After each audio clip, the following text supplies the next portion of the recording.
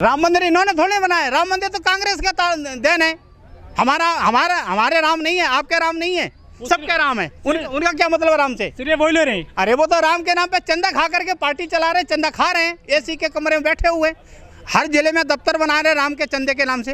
राम के नाम पे जो चंदा इकट्ठा किया, राम के नाम पे ईंट इकट्ठी की, राम के नाम पर सोना चांदी इकट्ठा किया, वो सब बेच खोज के खा रहे हैं। वो दिए जलाएंगे, देखो अब लाखों। अरे वो दिए तो जलाएंगे, किसके दिए जलाएंगे?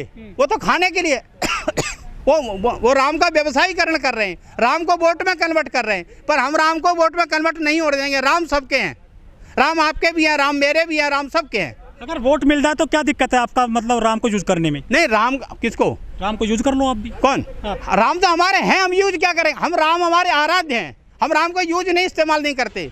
हम राम को, जो आराध्य होता है, जो हमारा परमेश्वर होता है, हम परमात्मा को यूज थोड़े नहीं करते हैं। परमात्मा को हम प्रार्थना करते हैं, ये यूज करते हैं। अंतर इतना है हमारा उनका। यदि सत्ता मिल रही है तो दिक्कत क्या है? अरे सत्ता इनको मिल कैसे जाएगा? मिलने नहीं देंगे। अब क्या 2024 में मोदी और अमित शाह को भगा देंगे पूरी तरीके से। अच्छा। हाँ जी।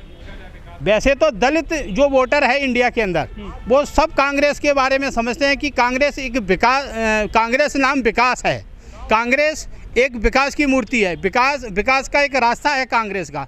परंतु बहुजन समाज पार्टी जो बहुजनों के हित की बात करती थी, जो उनके नाम पर कमाई करके बड़े बड़े बंगले, बड़े बड़े घोड़े और बड़े बड़े मतलब हाथी बना करके उन्होंने जो तैयार कर दिए, परंतु दलितों का कोई भला नहीं हुआ। मल्लिकार्जुन खड़गे जी के आने से सारे जो बहुजन समाज पार्टी से जो जुड़ा हुआ है वर्कर है, या कांग्रेस का जो दलित है, या भाजपा का जो दलित है, जो उधर उधर काम कर रहा था, वो सारा खड़गे जी की वजह से कांग्रेस की तरफ मुड़ेगा और कांग्रेस को 2024 में विजय दिलाएंगे। आपकी जीत बीएसपी के वोटरों से हो जाएगी? देखिए, बीएसपी की वोट भटक रहा है, उसको रास्ता नहीं मिल रहा, और खड़गे जी के नेतृत्व में उनको रास्ता दिखाई देगा कि कांग्रेस एक ऐसा नेतृत्व है कि जो कि वहाँ पे दलित जो राष्ट्रीय अध्यक्ष है, हम उसके साथ कंधे से कंधा मिला करके हमारी लड़ाई को खड़गे जी पूरा करेंगे। आपकी लड़ाई बीजेपी से नहीं है, बसपा से है? मतलब नहीं, हमारी लड़ाई बसपा से नहीं, हमारी लड़ाई तो बीजेपी से है। पर बसपा के जो वोटर थे, बसपा के जो समर्थक थे, जो भटक रहे थे, उनको कोई मार्ग नहीं मिला। क्योंकि बहुजन समाज पार्टी की राष्ट्रीय अध्यक्षा वो जाकर के मोदी और अमित शाह के चरणों में लेट गई और उन्होंने अपने आप को सिलेंडर कर दिया। इसलिए वो जो दलित जो वोटर था, वो भटक रहा था, वो कांग्रेस में आने का प्रयास करेगा। आप बड़ी आसानी से कह देते हैं कि बीजेपी के पास चलेंगे। बहन जी, कोई सबूत तो है नहीं।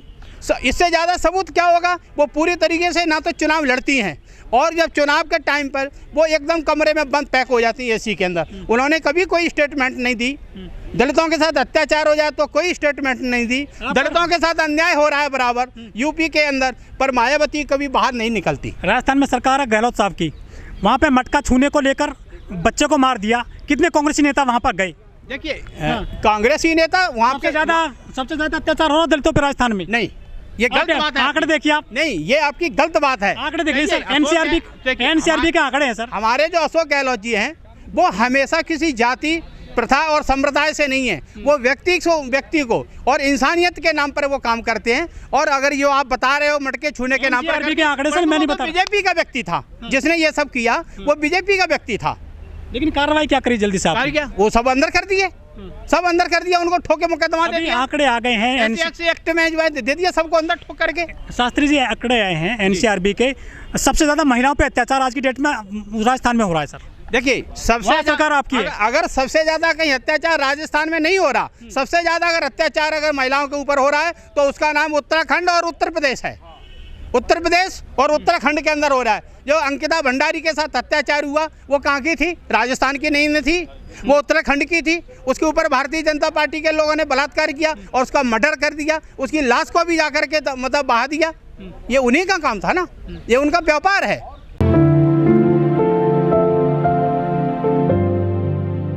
सबसे पहले तो मैं मल्लिकार्जुन खड़गे जी को धन्यवाद देना चाहूँगा और बधाई देना चाहूँगा कि हमारी कांग्रेस पार्टी को एक राष्ट्रीय अध्यक्ष के तौर पे एक ज़मीन से जुड़ा हुआ नेता, एक ज़मीन से जुड़ा हुआ राष्ट्रीय अध्यक्ष मिला है।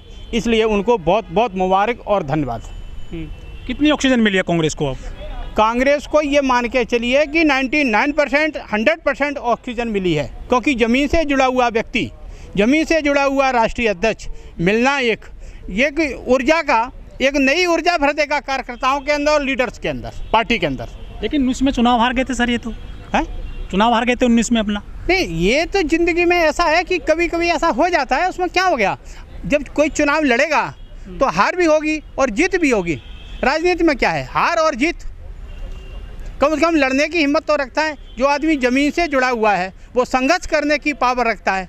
ये राष्ट्रीय अध्यक्ष बनने के बाद ये कम से कम सभी लोग, सभी कार्यकर्ताओं से और सभी लीडर से बराबर उनकी बात को सुनेंगे और उनकी पार्टी के अंदर जो काम करने की भूमिका है उनको बराबर भूमिका दी जाएगी और उनकी भूमिका की जवाबदेही की जाएगी। ये सबसे मिलेंगे और सबको संतुष्ट करके यहाँ से भेजेंगे। अभी तक आरोप लगते थे कांग्रेस पे कि कांग्रेस सिर्फ गांधी फैमिली के आसपास घूम रही है, इस बार थोड़ा सा बाहर गई है, एक दलित को राष्ट्राध्यक्ष बनाया पार्टी का।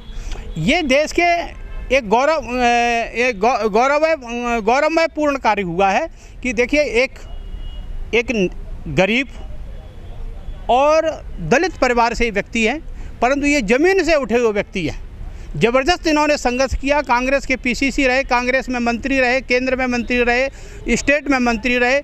इनको जो अनुभव है उस पूरे अनुभव का उनका अनुभव का जो लाभ है वो पार्टी को मिलेगा।